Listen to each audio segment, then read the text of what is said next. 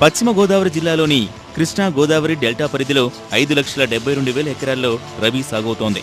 ధవళేశ్వరం బ్యారేజీ నుంచి 11 కాల్వల ద్వారా 29 మండలాలకు, కృష్ణా బ్యారేజీ నుంచి దెందులూరు, ఏలూరు, పెదపాడు మండలాల పరిధిలోని సుమారు 50,000 ఎకరాలకు సాగునీరు అందించాల్సి ఉంది.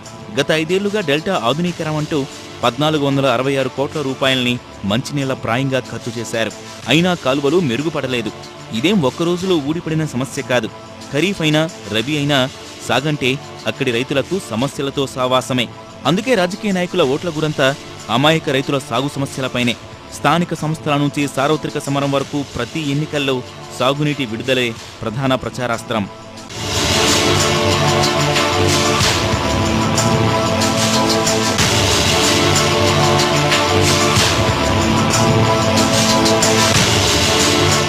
అధిక వర్షాలు, వరదలతో ఖరీఫ్లో అంతంత మాత్రపు పంట దిగుబడులతో కుదేలయ్యే రైతు ఆశ రబీపైనే.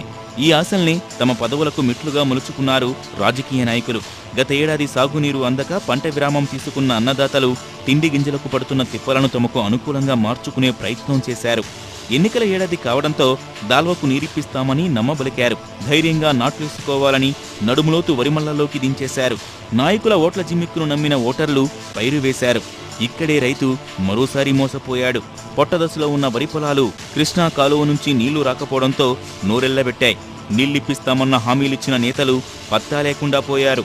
ఎప్పటిలాగే నడిచేలో వదిలేసిన నాయకుల చిత్తశుద్ధిపై ఇది రైతు గుండెఘోష. మన చూస్తేనేమో తుఫాన్ దెబ్బకి నష్టపోయి పంటలో చాలా దెబ్బతిన్నాం. ఇప్పుడేమో నీళ్ళు వస్తాయని ఓడమన్నారు, పైరు గింజలు ఇవ్వలేదు. మీకు దాళం ఉంది అని అధికారులు చెప్పారు, మీకు అధికారపూర్వంగా ఓరవండి అన్నారు. ఇప్పుడు వాళ్ళ మేము కలెక్టర్ గారి దగ్గరికి ఇంకెళ్ళిన నీళ్ళు వస్తున్నాయి అంటున్నారే కానీ నీళ్లు రావట్లే, పొలాలు ఎండిపోతున్నాయి. చేరు మాదేనండి, మొత్తం ఎండిపోయింది. ఇప్పుడు 18 ఏళ్ళు పెట్టాం. అసలు నీళ్ళు ప్రతి వాళ్ళు వస్తాయి అంటున్నారే కానీ అసలు నీళ్ళు అన్నది వత్తల. డెల్టా కట్టాలని డబ్బులు తీసుకుంటున్నారు ఇక్కడ రైతులు, అక్కడ కడతలేదు, ఇక్కడ నీళ్ళు వత్తల. మీకు ఏది కావాలంటే అది సాయం చేస్తామంటారు. ఓటేసిన ఒక మాట, ఓటేసిన కానీ ఒక మాట, మళ్ళీ అడ్రస్ ఉండరు. ఒకవేళ నీళ్లొచ్చినా చివరి ఎకరాకు చేరని పరిస్థితి. గోదావరి నుంచి ప్రస్తుతానికి 4,800 క్యూసెక్కులు మాత్రమే విడుదలవుతోంది. ఫలితం శివారు ప్రాంతాలైన నర్సాపురం, మొగల్తూరు, భీమవరం, కాళ్ల, ఆకివీడు తదితర మండలాల్లో సుమారు 1,00,000 ఎకరాలు నీరందక నిలువునా ఎండిపోతున్నాయి.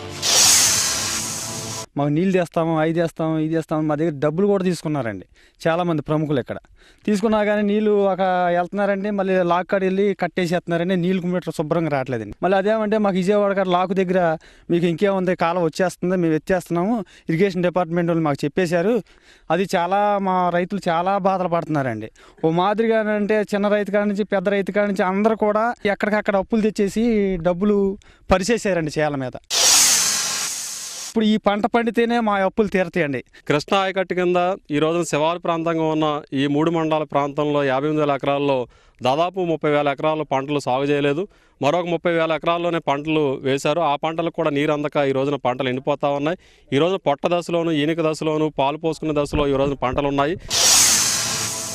కౌలు రైతు పరిస్థితి మరింత దయనీయంగా ఉంది. ఖరీఫ్లో వరదలు, రబీలో నీటి కొరత వంటి సమస్యల మధ్య సాగు నెట్టుకొచ్చిన నాయకుల ఉత్తుత్తి హామీలతో పంట చేతికందడం లేదన్నది నిండా మునిగిన ఆ కర్షకుడి ఆక్రోశం. నేను 3 ఎకరాలు పొలం చేశానండి, 12 బత్తాలు కవులండి. మాకు నీళ్ళు లేవండి, చేలు నెరగొట్టేసేసి అప్పుల పాలైపోయాం. ఉండాలా పోవాలా అన్న స్థితిలో ఉన్నామండి మేము. మా పిల్లలకు ముద్దలేదండి. ఇల్లు తనగా పెట్టుకుని అయి పెట్టుకుని కాగితాలు పెట్టి తెచ్చాం, పండుద్ది తింటామని. ఇప్పుడు ఎలక్షన్కి వస్తారు, ఓటు అడుగుతారు, మీరు వేయించుకున్నారు, అక్కడ కూకున్నారు. మా సౌపాయం చూతల ఇప్పుడు వరకు 2 పంటలు పండించారు మొన్నదాకా. ఇప్పుడు 3 సంవత్సరాలు మట్టి ఒక పంట కూడా నీళ్ళు రావట్లా. వరదల్లో మా పొలాలు మునిగిపోయినాయండి. అధికారులు చూసారండి పొలాలని, మీకు డబ్బులు వస్తాయని రాశారండి, ఇంతవరకు రాలేదు. మా ఊరు ఎమ్మెల్యేలు వాళ్ళు చాలామంది వచ్చారు కదండి, చెప్పామండి పొలాలు మునిగిపోయినాయని చెప్పినా ఇగో వస్తాయి అంటున్నారు కానీ ఇంతవరకు రాలేదండి. ఎన్నికల ముంగిట నేతల హామీలను గుడ్డిగా నమ్మొద్దని ఈ బాధిత రైతులు సూచిస్తున్నారు. మరెవరికీ ఇలాంటి దుస్థితి రాకూడదన్నదే తమ అభిమతమని చెబుతున్నారు.